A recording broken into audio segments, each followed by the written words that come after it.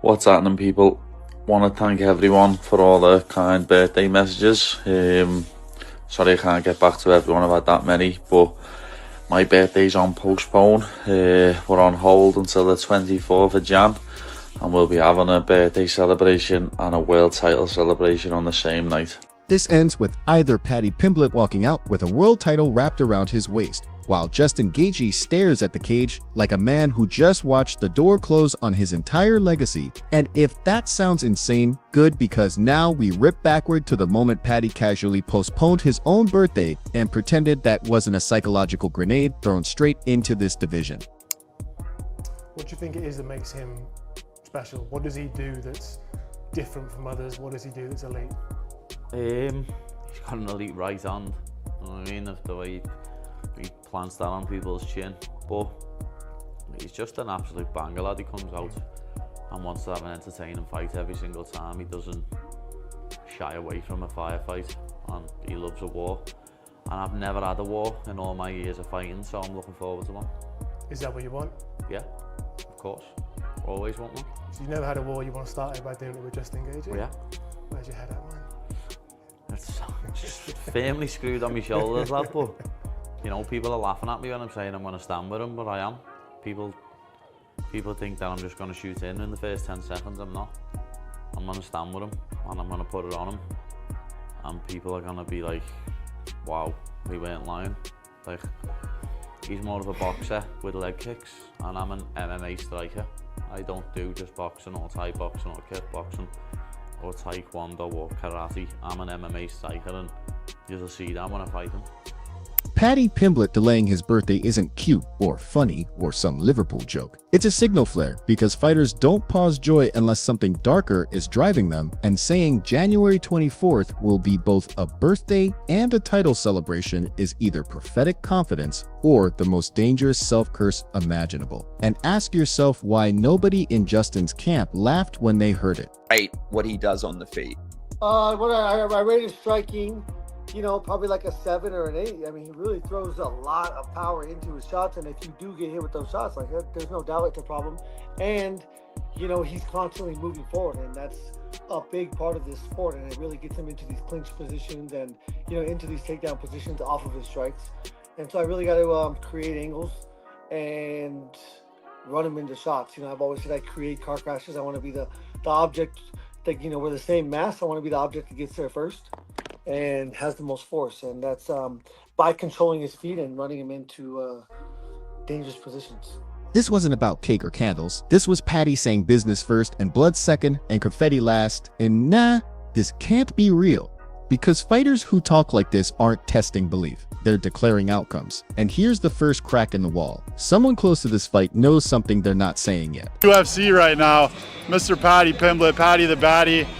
Let's start with this, because for as much shit as you get for people saying like, oh, you know, he might not deserve it, this and that, you've always said, you're like, look, bro, I fight whoever's put in front of me. Whatever name comes in front of me on a contract, that's who I fight. So I feel like there's, I almost feel like the criticism is a little bit unfair, because it's not your decision. Like, you just fight who's in front of you. That's it. And I've only ever done what the UFC's asked me to do, and every contract they've put in front of me I've signed. I've never missed weight, I've never pulled out, I've never fucked a fight up like some certain dickheads. So, you know, that's probably the reason I'm in this position now, because they know I'm going to turn up and I'm going to fight. What do you think about that? So I guess we're not going to mention his name, but Posh boy.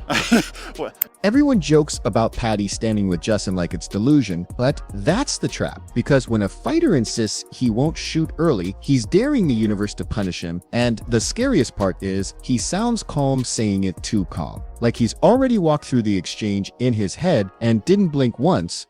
UFC, I guess 323, 324, whatever the seasonal press conferences we're at right now, we're here with, I want to say probably the most talked about man in the UFC right now, Mr. Paddy Pimblett, Paddy the Baddy. Let's start with this, because for as much shit as you get for people saying like, oh, you know, he might not deserve it, this and that, you've always said, you're like, look, bro, I fight whoever's put in front of me. Whatever name comes in front of me on a contract, that's who I fight. So I feel like there's, I almost feel like the criticism is a little bit unfair because it's not your decision. Like, you just fight who's in front of you. That's it. And I've only ever done what the UFC's asked me to do, and every contract they've put in front of me I've signed. I've never missed weight, I've never pulled out, I've never fucked a fight up like some certain dickheads. So, you know, that's probably the reason I'm in this position now, because they know I'm going to turn up and I'm going to fight.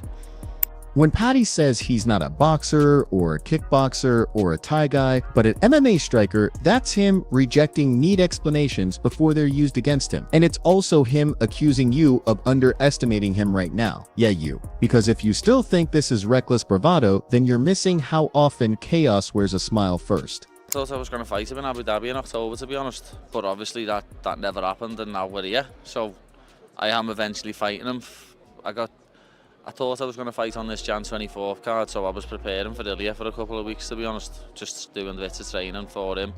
And then obviously we got told it's Justin, Ilya's not fighting, so obviously me and Ilya mightn't like each other, lad, but I wish him nothing but the best with all his family shit. It's nothing to do with fighting. The reliability angle is where this turns ugly, because Paddy listing missed weights and pulled fights and certain dickheads isn't trash talk. It's indictment, it's him reminding the UFC who shows up when plans collapse. And here's teaser number 2, this opportunity exists because someone else hesitated and nobody wants their name attached to that hesitation.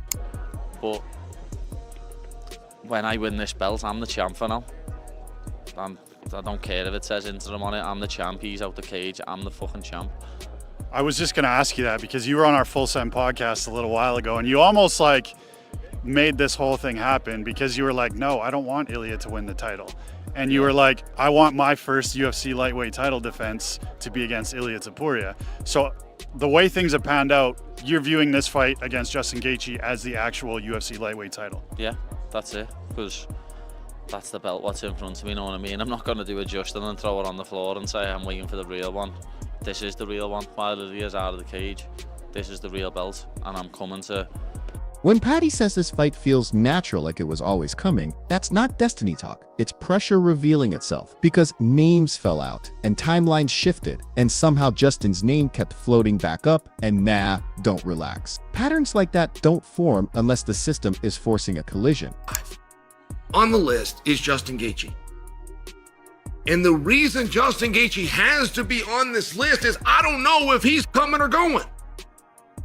I do not know if Justin, but it's going to be one of the two, make no mistake. Justin Gaethje is either going to be champion of the world or he's going to be retired the next time we have this talk. The next time we get together and we're talking about a year in review or a year in preview, the great year to come. Justin Gaethje's either going to be champion of the world or he's going to be retired. And he's... The belt talk is where reality starts shaking, because Paddy saying the winner is the real champion is him rewriting legitimacy in real time. And calling himself champ while the other belt holder is out of the cage isn't confidence, it's provocation. And here's teaser number 3. This division already treats the winner like the lineal king, whether the UFC admits it or not. It's just what you're used to doing, just the lifestyle. You're used to getting up and you go to the gym and you see the guys and you come home, you rest a little bit.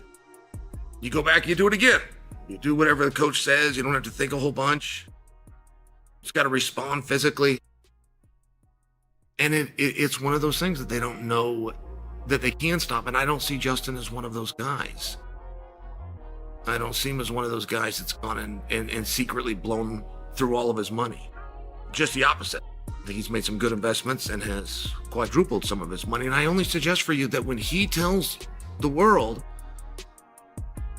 I'm here to be champion, give me a title fight or send me home, I believe that he means it. And when he says, give me a title fight or send me home, the other thing that he is saying is, give me the belt or I'm out of here. Meaning, I don't want you guys to hold me up, but let me tell you something, I'm not going to hold you up either. I will get out of the way and make a spot for somebody else. That's how I interpret him. I think that that's very honorable.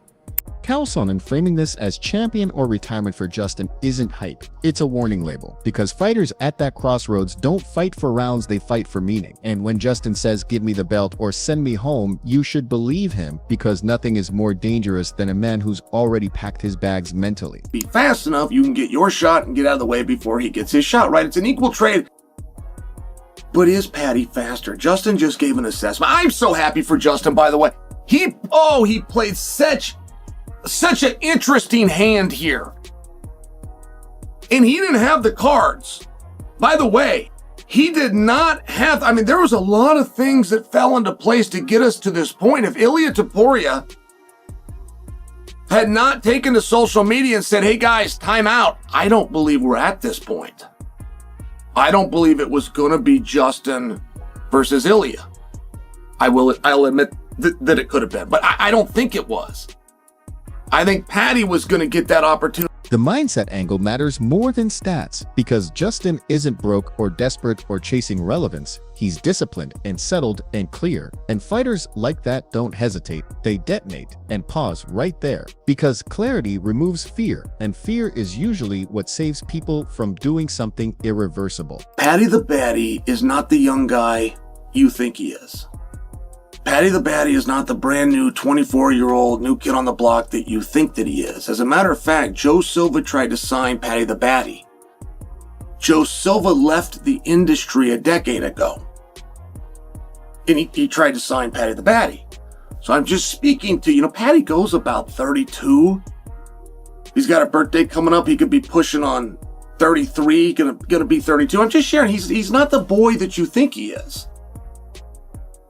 But Justin is older. And in the world of boxing, the speed advantage would go to the youth. If you didn't know who's faster than who, and you could just look at one number, it wouldn't be record, it wouldn't be knockouts, it wouldn't be experience, you would just look at who was younger. Well, he's got an advantage. And we love to say he's got an age advantage. But all we're saying is speed.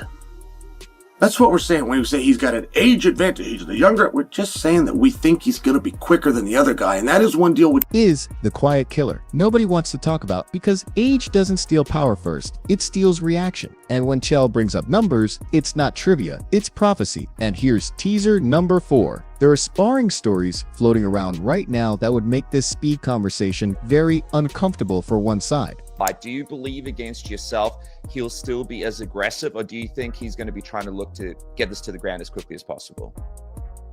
Well, no, I mean, I think he's going to have to. I mean, obviously, I think he's going to fight smart. I think he's going to fight a smart fight. I think he fought a smart fight versus Chandler. I think in the first round, he was very calculated. He wasn't necessarily over-aggressive, and I expect him to fight like that against me.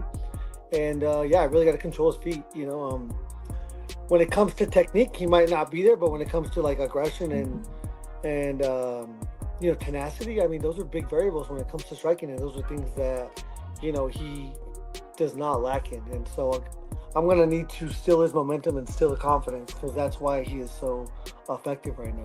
Paddy's striking not being clean but being powerful is exactly why this is terrifying, because pressure collapses technique into scrambles, and scrambles are where plans die. And Justin talking about car crashes is basically admitting he wants mutual destruction. And ask yourself who benefits more when structure dissolves. Right, what he does on the feet.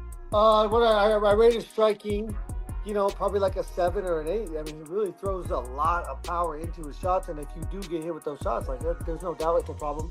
And he's constantly moving forward, and that's a big part of this sport, and it really gets him into these clinch positions and into these takedown positions off of his strikes.